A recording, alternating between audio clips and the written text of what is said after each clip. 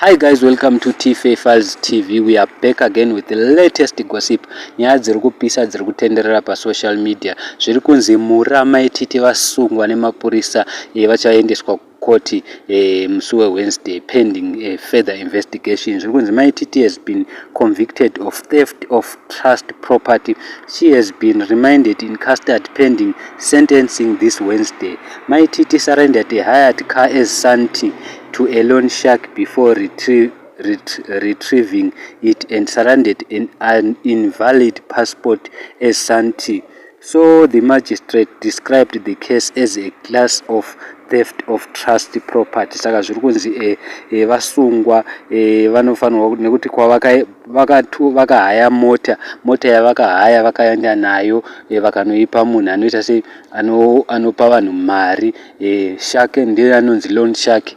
Hanzi vachida mari vakasiya mota yaya vakazodzokera vakanotora mota yaya vakahaya vakasira munhu uya aivamupa mari vakamusira passport yaka expire vakaendesa mota yaya kwavaitora. Saka vazukuru vambuya nanda vazotaura zvinhu zvakawanda zvakasiyana siyana. Mumwe munhu ati the pressure on trying to maintain a life standard one cannot afford. Let us learn to live within our means. Mumwe munhu akati saka guru rakuvharirwa here. Mumwe munhu akati mashura ndiwo anouya mberi.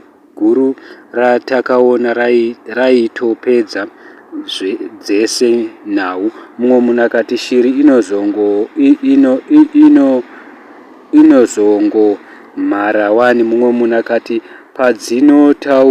padzinotungana mudanga. Mumwe munhu akati saka tichadii isu tainge takatenga matiketsi eku Harare Gardens ku birthday celebration. Mumwe munhu akati mutemo weshiri inozongofa.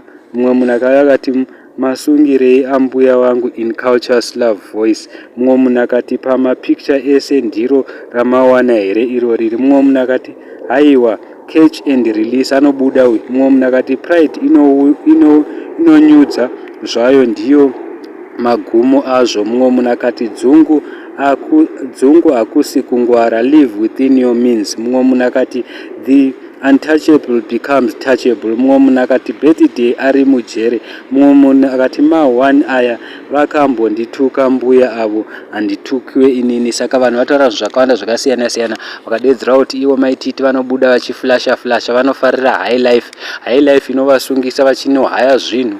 Mukatarisa ndo zvakangoitika pana Tinashe Maposa. Zvinhu zvakawanda zvaihaiwa vakaspenda mari vakatambisa mari Mai Titi. Vamwe vanhu vadedzera kuti ngatitodzidzei pane zvaitika kuna Mai Titi. Saka tikitaura kudai zviri kunzi vasungwa Mai Titi vavharirwa until further pending investigations. So guys, I don't know kuti muri kudi asi ndonya yatanga tauya nayo yatanga takuigirai zvakaoma guys. Mai Titi vasungwa musakanganwa asi she has been a lot. Mai Titi is a strong woman because most of the time ndo vanonyanya kutukwa. Mukatarisa vanga vagara vachitotukwa naKeti panyaya dzekunzanzi vanorwara vane chirwere dzimwe nguva vanombotukwa. Mostly masocialites vanhu vakawanda vanofanira kutuka Mai Titi. Vana Olinda vana Queen Tatericious most of the time Mai Titi inini kana ndakavatarisa she's a strong woman. Last time kwabuda mapictures saka tongova namatira kuti let's hope vanobuda asi ivo Mai Titi vazoposta imwe picture mushure mekunge tanzwa kuti vasungwa vakadedzera kuti it is well, which means pamwe vari kudedzera kuti I have got this covered. Let's hope vachabuda guys. So thank you so much. Don't forget to subscribe to our channel.